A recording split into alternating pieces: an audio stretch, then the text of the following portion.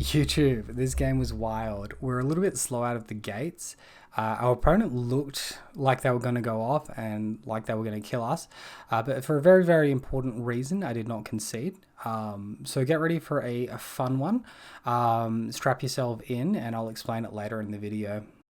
G'day YouTube, how the heck are we doing? It is Foul Play here, back for the fourth match of this Pauper League. Well, we won the die roll here and a couple of dodgy hands off the bat, so it looks like we're down to 5. Opponent keeping a 7. So we'll keep this one. Guess we ditch land. And probably Cartouche in the blind. Cartouche replaces itself. This is really awkward. Maybe we did double land. Is that crazy?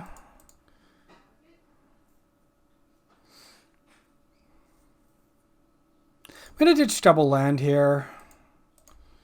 I think we're going to be a bit slow anyway, and we want as much card advantage as we can get. We want to mitigate the card loss as much as possible, I should say. Opponent with Seagate on green and blue. So this could very well be the Ephemerate Tron list that I've been seeing about. Alright, so we hit Commune, so I fire off Commune for Forest, Abundant Growth, and we can start attacking. Hey look, we can Armadillo Cloak next turn, that's not too bad. I will say we're not in a very good position so far with this this matchup. We want something a little bit more aggressive with our Ethereal Armors, with our Ancestral Mask, and yeah, we've not got the best of it. So we see Commune. I think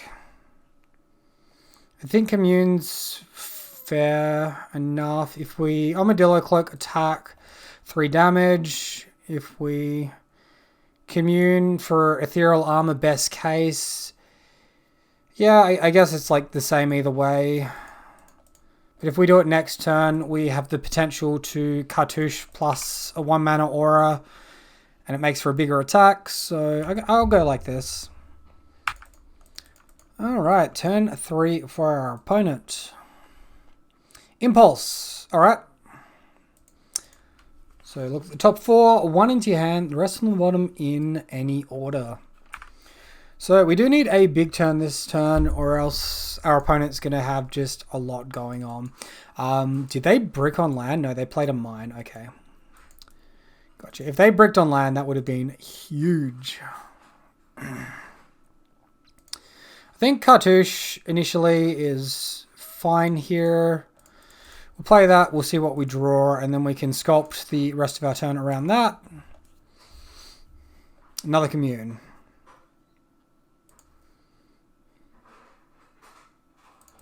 Alright, let's Abundant Growth the Forest and draw a card.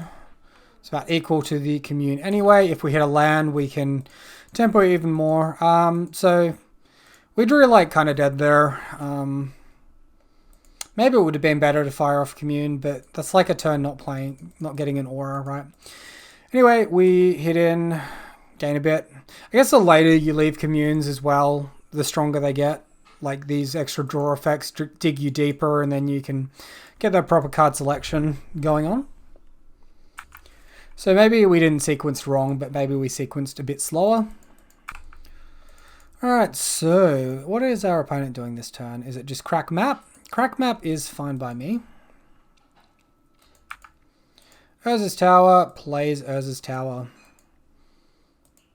And Crop Rotation on the mine, getting the final Tron land. Yep, so that's 5 mana now. Opponent plays a second Energy Refractor, and I'm pretty happy that that's all they're doing, really. Oh, they're using their mana again during their turn. Let's go. Cycled Remote Isle into Expedition Map. Wow. We're seeing a few of these card draw spells coming on thick and fast. Well, I think we want a little bit more aggression, so I'll grab Brancor. I guess we Abundant Growth over on the plains now. Can I hit a land drop? I would actually like to hit a land drop here. I do not. Alright. So we hit our opponent for half their life, and it's likely we just get tempoed out from this point forward. One more attack, if we can resolve it, we're good. They have all the mana in the world, mystical teachings to search for any instant. They can fog us out with the green fog spell. I guess additionally they will need a way to return that fog spell from their graveyard to the hand, like is it Mnemonic Wall maybe, or Oromancer. So I mean we have a fairly strong read on fog. Let's just attack in and make them have it. Mystical teachings, there it is. So Moment's Peace there from the opponent, and we'll make them use it. Again, they do have ways to return this from their graveyard to the hand. I think most of the decks are running 2 copies of this card. Moment's Peace, sure.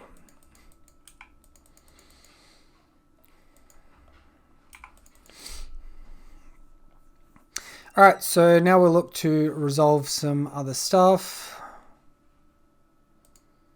Guess there's no reason not to commune. Grotto, Utopia Sprawl, Sentinel's Eyes. I think Sentinel's Eyes is kind of nice here, so I'm going to go for that one. Then I will Scout.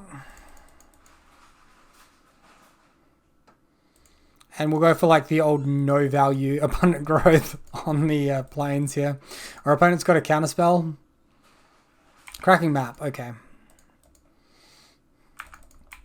As his tower, 2-hand. Get a draw effect, and well, that's a chunky one, but we just need to resolve an attack, and that's probably not very likely to happen now.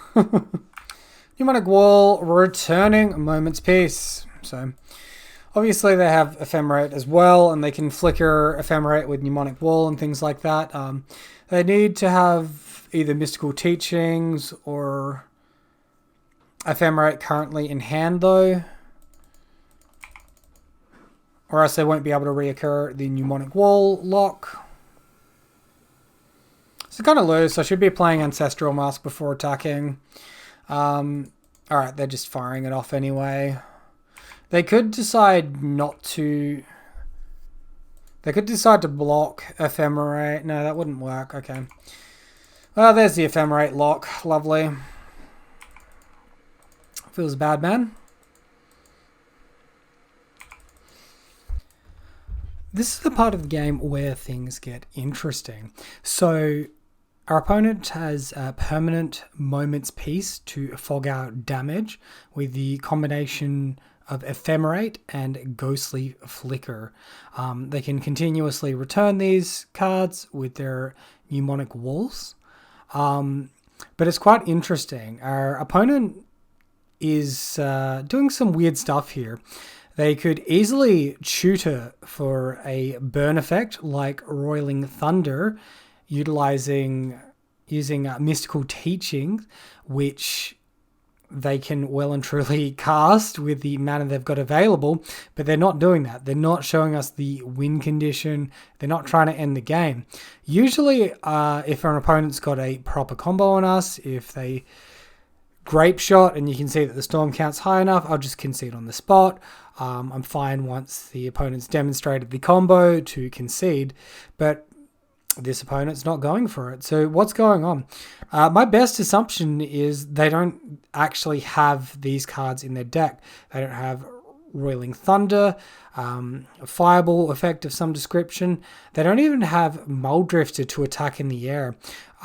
Additionally, our opponent has a lock where they can Din Rova Horror to bounce an aura or a permanent to our hand and make us discard it. And they could be going on that a little bit harder than what they do throughout the match. To counter this a little bit, I am holding lands in hand. So if our opponent does make us bounce a flying aura like Cartouche of Knowledge, then we will be able to discard a different card before we recast the Cartouche. So yeah, pretty interesting sequencing here. The game goes on for a while, for a few turns. I think our opponent gets down to about 20 cards left in deck.